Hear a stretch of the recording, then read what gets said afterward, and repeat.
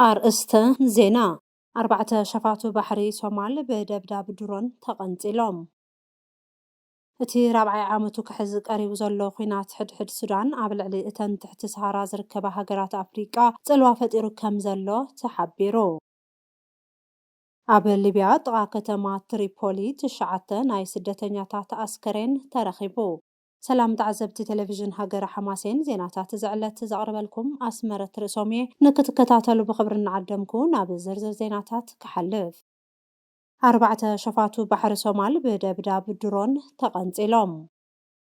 ኣብ ገማግም ባሕሪ ፑትላንድ ሶማል 4 ኣባላት ሸፋቱ ባሕሪ በደብዳብ ኣየር ከም ዝተቐንጸሉ ተሓቢሩ እዚ ፍጻመ ዘጋጠመ ሸፋቱ ባሕሪ ንናይ ካሜሩን ባንዴራ እናንበልበለት ተሓልፍ ዝነበረት ናይ ጽዕነት መርከብ ድሕሪ ምጭዋዮም ኣብ ዝተወሰደ ስጉምቲ እዩ እታ መርከብ ብቕድሚት ማሊ 17 ነሓሰ 2026 8 ሸፋቱ ባሕሪ ናብ ውሽጣ ብሓይሊ ብምእታው ክጨውይዋ ክኢሎም ድሕሪ ምጭዋይታ መርከብ ገለ ካብቶም ሸፋቱ ብንእሽቶ ጀልባ ናብ ገማግም ባሕሪ ይምለሱ ኣብ ዝነበሩ እዋን ድማ ደብዳብ ድሮን ተፈጺሙ 4 ካብኣቶም ድማ ከም ዝተቐንጸሉ ተሓቢሩ እቲ ደብዳብ ብመን ከም ዝተፈጸመ ግን ገና ብወግዒ ኣይተረጋገጸን ገለ መርበብ ሓበሬታታት ግን ቱርኪ ከም ዝፈጸመቶ ይጠቕሱ ሽፍትነት ባሕሪ ሶማል ንዓመታት ጠጠው ኢሉ ድሕሪ ምጽንሑ እንደገና ተላዒሉሎ ካብ ወርሒ ሚያዝያ ጀሚሩ ኣብ ዝሓለፉ ኣዋርሕ 3 መራኽብ ብሸፋቱ ባሕሪ ከም ዝተጨወያ ይሕበር እዚ ድማ ሽፍትነት ባሕሪ ሶማል ካብቲ ዓመታት ጠጠው ኢሉ ድሕሪ ጽንሑ እንደገና ይምለስ በምህላው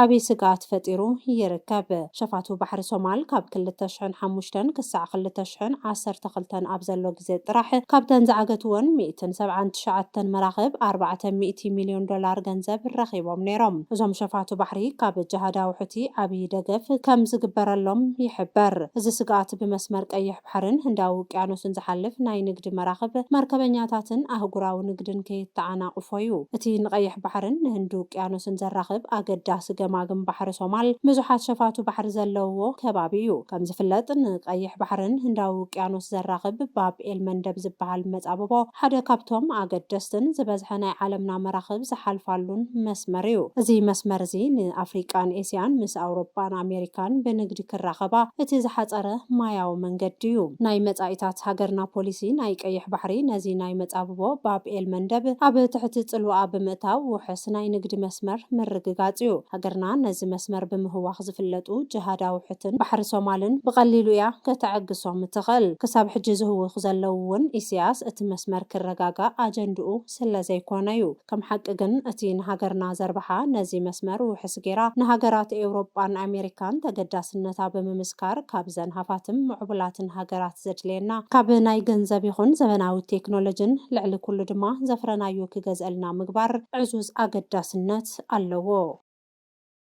እቲ ራብዓይ ዓመቱ ክሕዝ ቀሪቡ ዘሎ ኩናት ሕድሕድ ሱዳን ኣብ ልዕሊ እተን ትሕቲ ሰሃራ ዝርከባ ሃገራት ኣፍሪቃ ጽልዋ ፈጢሩ ከም ዘሎ ተሓቢሩ ኢራን ቱርኪ ሱዑድያን ኢማራት እናተሳተፋሉ ዝርከባ ሚልዮናት ዘመዛብለን ነጥሜት ዘቃልዕን ኩናት ሓደ ሱዳን ኣብ ትሕቲ ዝርከባ ደኻታት ብዓሌትን ሃይማኖትን ዝተመቃቀለ ሃገራት ዓቢ ኣሉታዊ ጽልዋ ፈጢሩሎም ባሽሓት በሰንኪ ኩናት ዝተመዛበሉ ሱዳናውያን ኣብ ደቡብ ሱዳን ዓቂቦም ኣሎም እቶም ኣብ ደቡብ ሱዳን ተዓቂቦም ዘለው ተመዛበልቲ ድማ ብሰንኪ ሕፅረት ሰብኣዊ ሓገዝ ንሓደጋ ተቃሊዖም ይርከቦም ዳይሬክተር ትካል መጽናዕትን ምርምርን ማዕሊም ዶክተር መሐመድ ኢብራሂም እቲ ራብዓይ ዓመቱ ክሕዝ ቀሪቡ ዘሎ ኩናት ሱዳን ኣብ ትሕቲ ሰሃራ ኣብ ዝርከባ ሃገራት ኣብ ዞባ ቀይሕ ባሕርን ኣሉታዊ ጽልዋ ፈጢሩ ከም ዘሎ ይሓቢሩ ዘሎም ሃገራት ኣፍሪቃ ብዓሌትን ሃይማኖትን ዝተኸፋፈላን ብሰንኪ ዚነተን ኣብ ሱዳን ተመሳሳሊ ዓሌት ዘለዎን ሃገራት ማሊ ኒጀር ጫድን ሊብያን እውን ጸዲወን ኣሎም ኣብ ኩናት ሓደ ሱዳን ብቐጥታ ብምስታፍ ዝርከቡ ናይ ሊብያ ዕጡቃት ኣሎም ናይ ሕወሓት ዕጡቃት እውን ነቲ በዓል ቡርሃን ዝምራሕ ሰራዊት ሱዳን ወጊኖም ይዋጉ ከም ዘለው ዝፍለጥ እዮም ኢሳያስ እውን ሰራዊት ሱዳን ይሕግዝ እዮም እቲ ናይ ጉረባብትን ዕጡቃትን ኢዳታውነት ንሉላውነት ሱዳን ናብ ሓደጋ ዘእቱነት ሃገር ክበታትን ዝገብር እዮም ቅድሚ ሒደት መዓልታት አልቡርሃን ተቆጻጺሮም ዝነበራ ገደስቲ ቦታታት ብሐምዳን ዳግሎ ተመንጢሩሎም እታ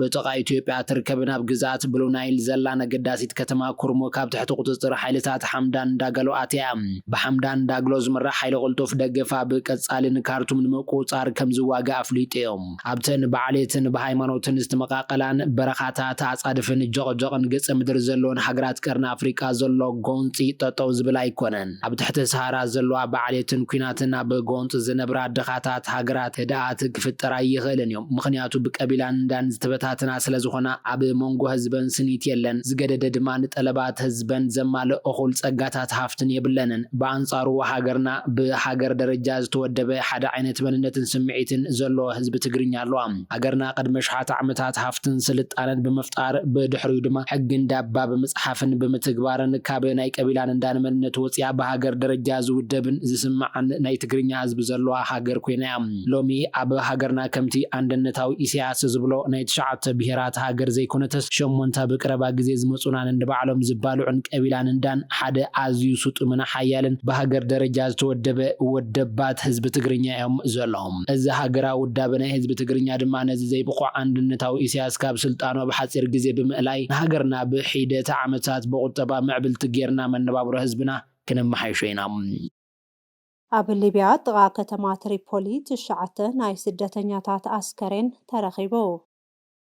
ኣብ ሊብያ ምብራቃዊ ሸነኽ ከተማ ትሪፖሊ ሓንቲ ስደተኛታት ሒዛ ትጓዓዝ ዝነበረት ጀልባ ድሕሪ ምግልባጣ 9 ስደተኛታት ኣስክሬን ከም ዝተረኸበ ጨንፈር ቀይሕ ወርሒ ትሪፖሊ ኣፍሊጡ እቲ ኣስክሬን ካብ ርእሰ ከተማ ሊብያ ትሪፖሊ ኣስታት 22 ኪሎ ሜትር ንምብራቅ ኣብ ትርከብ ከተማ ታጁራ ኣብ ዘሎ ገማግም ባሕሪ ዝተረኸበ እዩ እታ ጀልባ 19 ሰባት ሒዛ ትንቀሳቐስ ከም ዝነበረት ሰበስልጣን እቲ ከባቢ ኣረጋጊጾም ተወሳኽቲ ኣስክሬናት ኣብ ገማግም ባሕሪ ክርከቡ ከም ዝኽእሉውን ይጥርጠረሎ ናይቶም ዝተረፉ ሓደጋ ጃልባ ዘጋጠሞም ስደተኛታት ድሃይ ይድለ ከም ዘለውን ሓላፊ ሚድያ ጨንፈር ቀይሕ ወርሒ ትሪፖሊ ሙዓድ ዝርጋኒ ሓቢሩ እቲ ምስ ሰበስልጣን እቲ ከባቢ ብሓባር ብምዃን ዝግበር ዘሎ ናይ ምድላይ ስራሕ ቅልጡፍ ተግባር ከም ዝጠልብ ተሓቢሩ ተመሳሳሊ ዜና በቲ ዕለት 50 ስደተኛታት ተሰኪማ ትጓዓዝ ዝነበረትን ካብ ዕንጨይቲ ዝተሰርሐት ጀልባ ካብ ሓደጋ ምጥሓል ንምድሓን ተኻኢሉ ሊብያ እታ ቀንዲ ስደተኛታት ካብ ኣፍሪቃ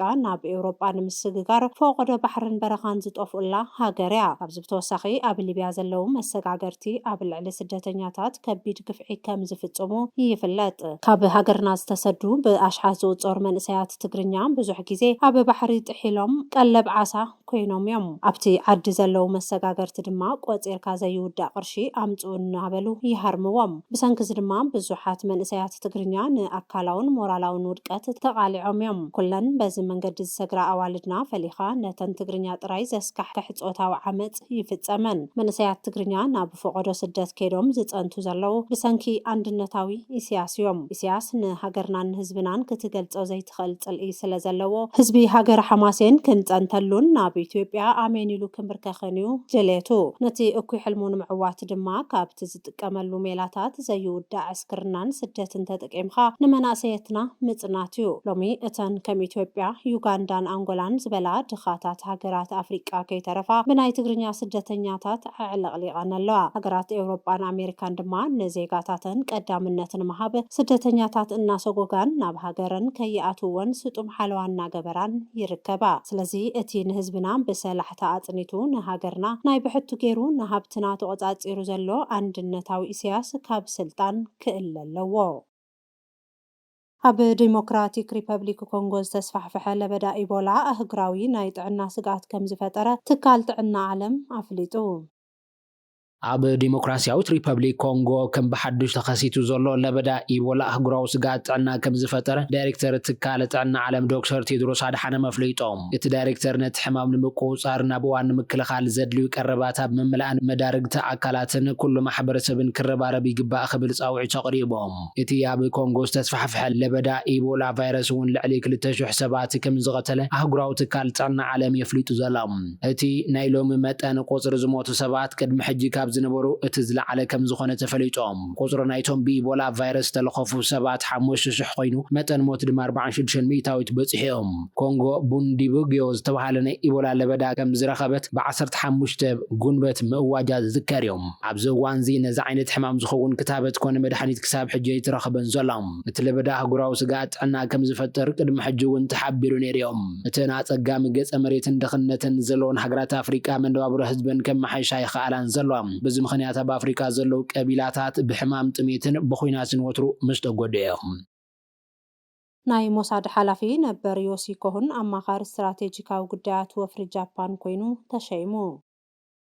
ሓላፊ ትካል ስለያ እስራኤል ማለት ሞሳድ ዝነበረ ዮሲ ኮሁን ቅድሚ 5 ዓመት ኣብ ሶፍት ባንክ ዝተባሃለ ትካል ገንዘብ ጃፓን ሓላፊ ቁጥጥር ድሕንነት መረብ ኮይኑ እናሰርሐ ነይሩ። ሕጂ ድማ ኣማኻሪ ስትራቴጂካዊ ጉዳያት ናይቲ ትካል ኮይኑ ከም ዝተሸመ ዘ ጀሩሳሌም ፖስት ዝተባሃለት መርበብ ሓበሬታ ሓቢራ። ዮሲ ኮሁን በቲ ሕዚ ተዋሂብዎ ዘሎ ሓላፍነት ኣብ ናይቲ ትካል ስትራቴጂካዊ ውሳነታት ወሳናይ ተራ ክህልዎ ዝገብር እዩ። እዚ ድማ ንናይ ቴክኖሎጂ ዕዳጋ እስራኤል ምስቲ ሶፍት ባንክ ናይ ወፍሪ ዕድላት ከተሓባብር እዩ። ዮሲ ኮሁን ቅድሚ 5 ዓመት ብሓላፊ ናይ መረብ ድሕነት ኣብ ሶፍት ባንክ ካብ ዝቁፀር ጀሚሩ ንኩባንያታት እስራኤል ናይ ወፍርታት ዕድል ኣብ ምፍጣር እናሰርሐ ምምፅኡ ተሓቢሩ። ብፍላይ ሁዊዝ፣ ክላሮቲን፣ በይነ መረብ ካቶን ኣብ ናይ ዝተባሃሉ ኩባንያታት ናይ ወፍርታት ስራሕ እናሰርሐ ምምፅኡ ተሓቢሩ። እስራኤላውያን ኣብ ዓውድታት ዘመናዊ ሕርሻ ምህዞን ወፍርን ኣዝዩ ርኡይ ለውጢ ዘመዝገበት ሃገር እያ። ብርክት ዝበላ ሃገራት ንሰብ ሞያ እስራኤል ብዘይ ቪዛ ናብ ዓደን እትዮም ክሰርሑ እናፈቐዳን ምስ እስራኤል እውን ኣብ ዓውድታት ቴክኖሎጂ ሓቢረን ክሰርሓ ከም ዝንቀሳቐሳን ይፍለጥ። እስራኤል ዙርያ ብፀላእቲ ተኸቢባ ግን ድማ ህልውና ኣረጋጊፃን ማዕቢላን ክትቕፅል ዝኽኣለትሉ ቀንዲ ምክንያቱ እውን ኣብ ቴክኖሎጂ ዘመዝገበቶ ምዕባለን ዝተራቐቐ ክእለት ዘለዎም ሰብ ሞያ ስለ ዘፍረየትን እዩ። እታ ሓደ ዓይነት ሃገራዊ መንነት ዘለዎ ህዝብን ኣገዳሲ ኣቀማምጣን ዘለዋ ሃገርና ንእስራኤላውያን ናብ ዓድና ክመፁ ብምግባር ዕድላት ብምሃብን ኣብ ሃገሮም ዘሎ ቴክኖሎጂ ንምቕሳም ይሕግዘና። ስለዚ ኣብ መንጎ ሃገርናን ኣብ መንጎ እስራኤልን ካብ ቪዛ ነፃ ናይ ሰብ ሞያ ምንቅስቃስ ክህሉ ክንገብር ኢና። ኣብ እስራኤል ዘሎ ናይ ቴክኖሎጂ ዓቕምታት ናብ ሃገርና ክነምፅኦ ኢና። ሃገርና ድማ ንቀይሕ ባሕሪ ካብ እስላማውያን ጀሃዳውያን እንተተኸላኺላ እስራኤል እውን ትርባሕ እያ። ኣሜሪካ ምስ ኢራን ንምዝታይ ዝሓዘቶ መደብ ከም ዘየለ ትራምፕ ኣረጋጊጹ። ኣብ ልዕሊ መስመር ንግዲ ነዳዲ ሆርሙዝ ዘሎ ዕፅዋ ይቅፅል ኣብ ዘለሎ እዋን ፕሬዚደንት ኣሜሪካ ዶናልድ ትራምፕ ሃገሩ ምስ ኢራን ንምዝታይ ዝተተሓዘ መደብ ከም ዘይብላ ሓቢሮም። ኣብ ውሽጢ ትማይ ተቐቢሮም ዝነበሩ ነተውቲ ከም ዝተኣረዩ ትራምፕ ክሕብር እንከሎ ሎሚ ኣብቲ ቅድሚ ኩናት ኣሜሪካ እስራኤልን ኢራንን 20 ሚታዊት ናይ ተፈጥሮ ነዳዲ ዝሓልፈሉ ዝነበረ መስመር ንግዲ ነዳዲ ሆርሙዝ ዘሎ ናይ መራኸብ ምንቅስቃስ ድሩት ገይርዎሎም። ኣብቲ መስመር ዝነበረ ናይ መራኸብ ምንቅስቃስ እንተነከየን ሓልሓሊፉ ዘጋጠመ ውሱን መጥቃዕቲ እንተሃለወን እውን መስመር ነዳዲ ክፉት ከም ዝኾነ ትራምፕ ኣፍሊጦም። ኢራንን ኦማንን ኣብቲ መስመር ዘሎ ናይ ባሕሪ ምንቅስቃስ ንምምሕዳር ዝርርብ ይካይዳ ምንባረን ይዝከር። ትራምፕ ኦማን ኣብ ጉዳይ ሆርሙዝ ዕንቅፋት እንተፈጢራ ነፈርቲ ከም ዝሃርማ ጠንቂቑ ነይሮም። ምምሕዳር ትራምፕ ንኦማን ገለ ክፋላት ናይ ተዛጊድ ዕላው ዘይኮነ ናይ ስምምዕ ነጥብታት ከም ዘይቕበሉ ሓቢሮም። ካብተን ትራምፕ ዘይተቐበለን ነጥብታት ሓንቲ በቲ መስመር ዝሓለፋ መራኽብ ዝኸፍሎ ቀረጥ ዝምልከት ነጥቢ እዮም። ብሆርሙዝ ዝሓልፋ ቁፅሪ መራኽብ ኣብ ዝነከየሉ እዋን ብመጻብ ባብኤል መንደብ ዝግበር ጉዕዞ ብ6.7 ሚታዊት ብምውሳኽ ናብ 254 ክብል እዮም። ኣብ ጥቓ ኦማን ኣብ ዝርከብ መጻብ ብሆርሙዝ ሓንቲ መርከብ ብተወንጫፍ ተሃሪማ እያ። እስላማዊ ጅሃዳዊ ሕቱ እውን ብመስመር ንግዲ ቀይሕ ባሕሪ ኣብ ጥቓ ባብኤል መንደብ ዝነበረት ናይ ስዑድያ መርከብ ሃሪሙ ነይሮም። ኣብ መንጎ ኣሜሪካን ኢራንን ዝነበረ ኩናት ኣብ ልዕሊ ሃገራት ወሽመጥ ዓረብ ናይ ፀጥታ ስጋት ፈጢሩ ፀኒሑ እዮም። ሎሚ እውን ኢማራት 2 ባላስቲክ ሚሳይል ካብ ኢራን ከም ዝተተኮሱላ ሚኒስትር ምክልኻል እታ ሃገር ኣፍሊጦም። ኩናት ኣሜሪካ እስራኤልን ኢራንን ምስ ተጀመረ ኢማራት ብናይ ኢራን ሚሳይላትን ድሮናትን ዕላማ ኮይና እያ። ሰላማዊ ሓለዋ ሰውራ ኢራን ስልጣን ካብ ዝሕዝ ጀሚሩ ኢራን ኣብ ማእኸላይ ምብራቅ ናይ ፀጥታ ሓደጋ ኮይና ፀኒሓ እያ። ኣብ ማእኸላይ ምብራቅ ንዘለው እስላማውያን ጅሃዳውያን ሓማስ፣ ሂዝቦላህን ናይ ኢራቅ ምልሻታት ናይ ኣፅዋርን ገንዘብን ድጋፍን ክትገብር ፀኒሓ እያ።